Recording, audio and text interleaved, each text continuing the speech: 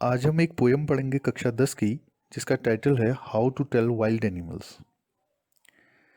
दोस्तों, टेल का मतलब बताना होता है, लेकिन यहाँ पर टेल का अर्थ पहचानना या अंतर करना भी है। तो इसका अर्थ हुआ कि कैसे पहचानेंगे जंगली जानवरों को, उनमें कैसे अंतर करेंगे।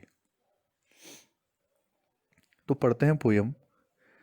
If ever you should go by chance to jungle in the east, and if there should to you advance a large and tawny beast. तो एवर का मतलब होता है कभी।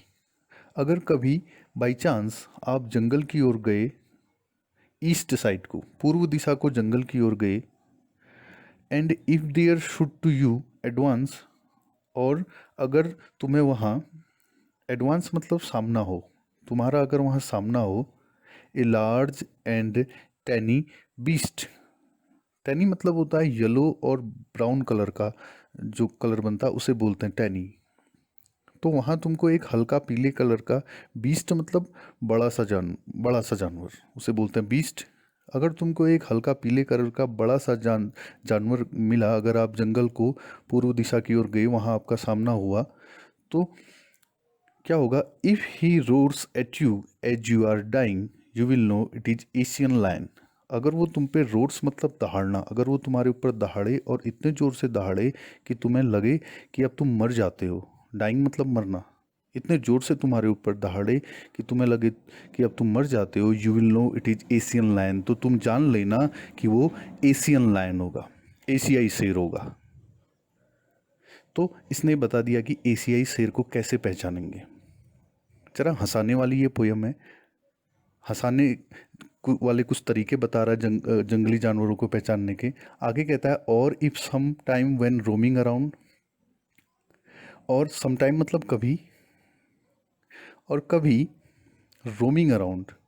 रोमिंग का मतलब होता है घूमना, खाली घूमना। रोमिंग अराउंड का अर्थ होता है खाली घूमना। और कभी तुम खाली घूम रहे हो, a noble wild beast greets you, और एक अच्छा सा बीस्ट मतलब बड़ा सा जानवर, ग्रीट्स मतलब तुम्हारा स्वागत करे, तुमको वेलकम करे।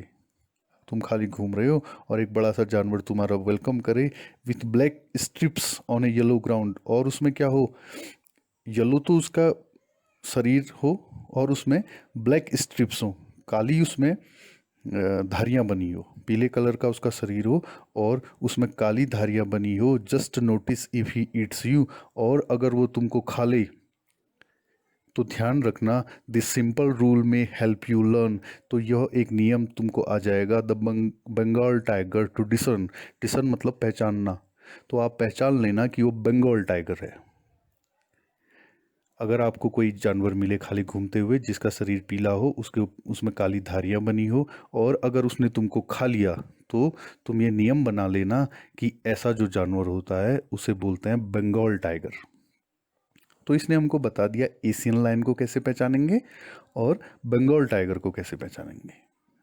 ज़रा ह्यूमर के तरीके से हंसा के बता रहा है कि कैसे बताएंगे। अगले जानवर को बताता है, अगले जानवर को कैसे पहचानेंगे। इफ़ स्ट्रॉलिंग, स्ट्रॉलिंग मतलब होता है टहलना। अगर तुम टहल रहे हो, ए बीस्ट यू व्यू, और तुमको एक बड़ा सा जानवर दिखाई देता है, व्यू मतलब दिखना। हुज हाइड, हाइड मतलब चमड़ी, त्वचा, और उसकी त्वचा कैसी हो?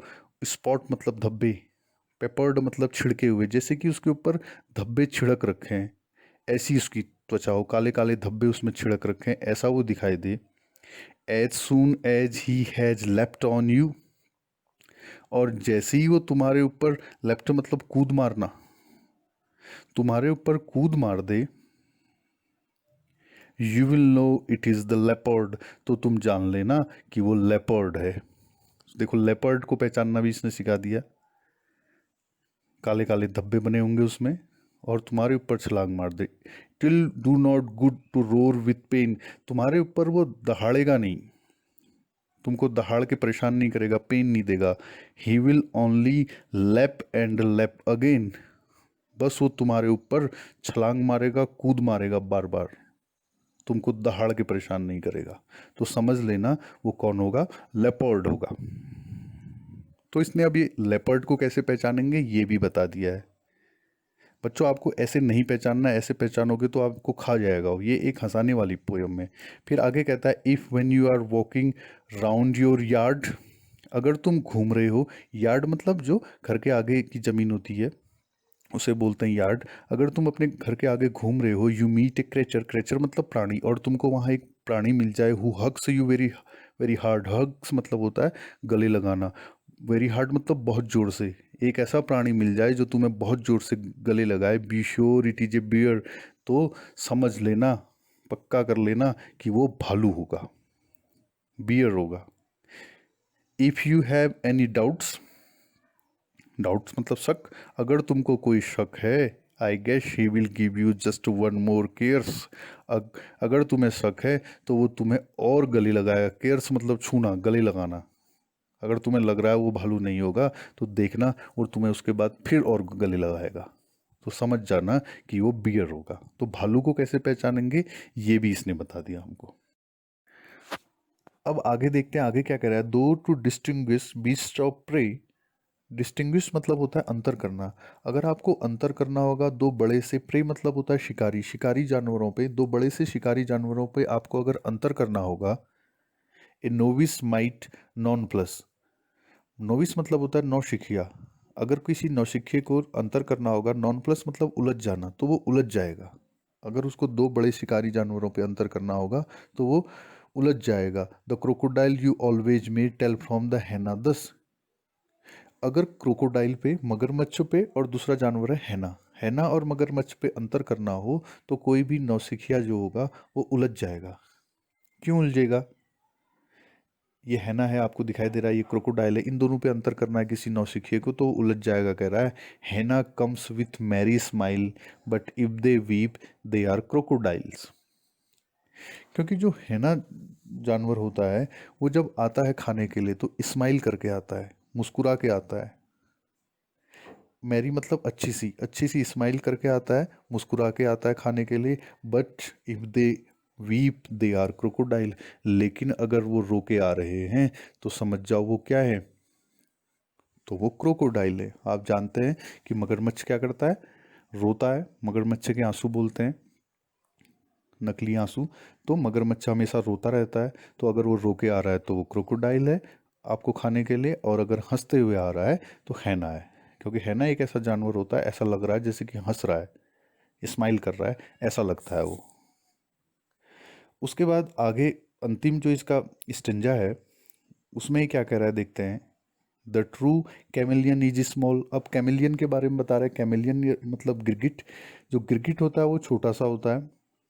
ए lizard sort of thing, lizard मतलब छिपकली, एक प्रकार से छिपकली की तरह होता है, सॉर्ट ऑफ मतलब प्रकार। He hasn't any ears at all, उसके कान नहीं होते हैं बिल्कुल भी, गिरगिट के कान नहीं होते हैं। And not a single wing, और उसका एक भी पंख नहीं होता है, विंग मतलब पंख। If there is nothing on the tree, अगर पेड़ में आपको कुछ नहीं दिखाई दे रहा है, नथिंग मतलब कुछ नहीं, TISS the chameleon you see, तो आपको फिर कैमेलियन दिख रहा है, गिरगिट दिख रहा है। क्योंकि आप जानते हो कि कैमेलियन जो गिरगिट होता है वो जिस चीज़ पे बैठता है उसी का रंग ले लेता है। तो अगर आपको पेड़ में कुछ नहीं दिखाई दे रहा है तो इसका मतलब वहाँ पर कैमेलियन बैठा है।